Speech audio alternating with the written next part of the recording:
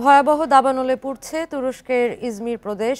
প্রবল বাতাসে আগুন ছড়িয়ে পড়েছে বিস্তীর্ণ বনাঞ্চলেও। কর্তৃপক্ষ বলছে ঘন্টায় ১০০ কিলোমিটার বাতাসের বেগ থাকায় পরিস্থিতি আরও জটিল হয়ে উঠেছে। প্রবল ধোঁয়ায় বিমান ও হেলিকপ্টার চলাচল ব্যাহত হচ্ছে। আগুনের তীব্রতায় অনেক জায়গায় যেতে পারছেন না ফায়ার সার্ভিসের কর্মীরা। বান্ডেল থাকলে প্রতি সেনমানিতে টাকা বাঁচবে। বিকাশ সেনমানি বান্ডেল কিনে জিতুন প্রতি লেনদেনে। এরই মধ্যে প্রদেশটির অনেক এলাকা থেকে বাসিন্দাদের সরিয়ে নেওয়া হয়েছে। আগুন নিয়ন্ত্রণে কাজ করছেন ১,০০০-এর বেশি ফায়ার ফাইটার। এছাড়া ১১টি বিমান ও ২৭টি হেলিকপ্টারও কাজ করছে। দাবানলের প্রভাবে ব্যাপক ক্ষয়ক্ষতির আশঙ্কা করা হচ্ছে। সাময়িক স্থগিত করা হয়েছে ইজমির আন্তর্জাতিক বিমানবন্দরের সব ফ্লাইট।